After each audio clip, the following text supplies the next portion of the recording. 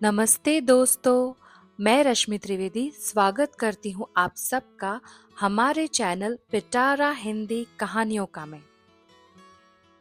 दोस्तों, जैसा कि आप जानते हैं अभी गणेशोत्सव चल रहा है।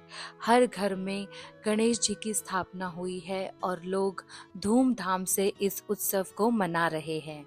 ऐसे में मैंने लिखी है एक छोटी सी कहानी जिसका शीर्षक है विघ्नहर्ता। तो आइए बिना किसी देरी के सुनते हैं इस कहानी को। रात के 9 बजे थे।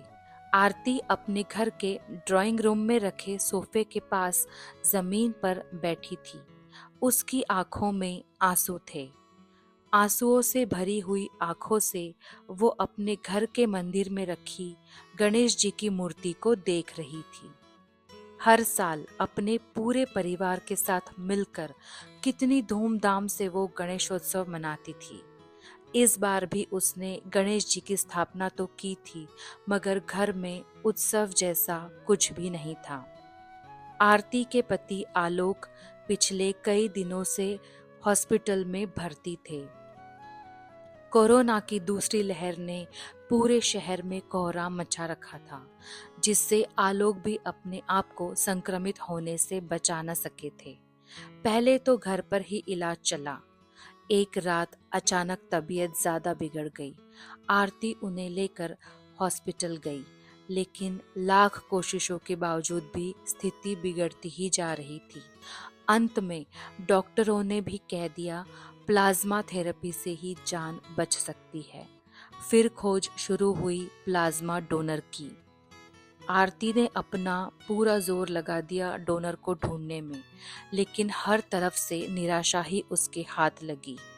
उसने सोशल मीडिया पर भी मदद की गुहार लगाई थी, मगर अभी तक कोई भी उम्मीद की किरण उसे नजर नहीं आई थी। ऐसी परिस्थितियों में भी जब गणेशोत्सव की शुरुआत हुई तो उसने हर साल की तरह गणेश जी का स्वागत अपने घर में किया।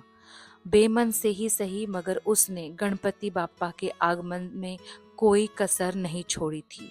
अपने गणपति बाप्पा को निहारते हुए वो मन ही मन अपने पति के लिए दुआएं मांग रही थी।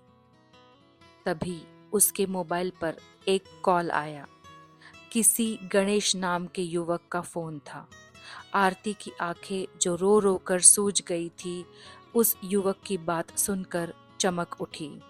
सोशल मीडिया पर आरती का मैसेज देखकर गणेश ने उसे फोन किया था।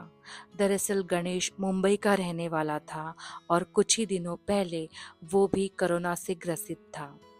समय पर इलाज मिला और गणेश की रिपोर्ट नेगेटिव आई।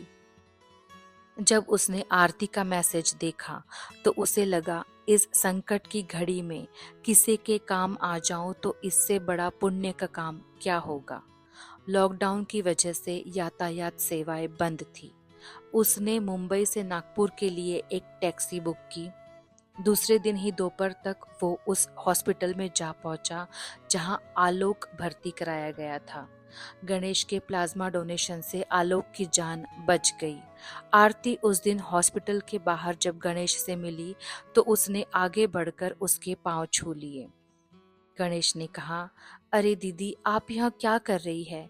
आप उम्र में मुझसे काफी बड़ी है। आरती ने अपने आंसुओं को पोंछते हुए कहा, आपने आज मेरा सुहाग बचाया है। मैं किस तरह आपका शुक्रिया अदा करूं? हम अनजान लोगों के लिए आप इतनी दूर से आए। मेरे पास आभार व्यक्त करने के लिए कोई शब्द ही नहीं है। गणेश ने कहा, नहीं दीदी, आपको कुछ भी कहने की जरूरत नहीं है। इस संकट की घड़ी में अगर मैं किसी इंसान के काम न आ सका तो मुझे खुद को इंसान कहलाने का कोई हक नहीं है। उसकी बात सुन आरती ने कहा, भैया, आपका नाम गणेश है ना? मैंने अपने बापा से प्रार्थना की थी। आज वो खुद चलकर मेरी मदद करने के लिए आए हैं। मैं समझ गई हूँ, आप हमारे लिए गणेश जी का अवतार लेकर आए हैं। विघ्नहर्ता ही बनकर आए हैं हमारे लिए। इतना कहकर वो अपने विघ्नहर्ता के सामने नतमस्तक हो गई।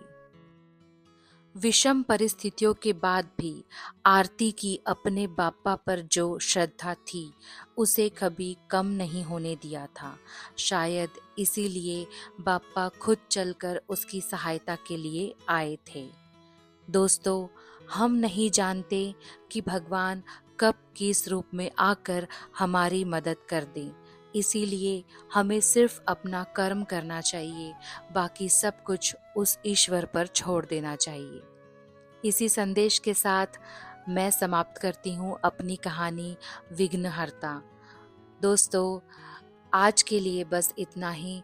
फिर मिलूंगी एक नई कहानी के साथ, एक नई रचना के साथ। तब तक के लिए अलविदा।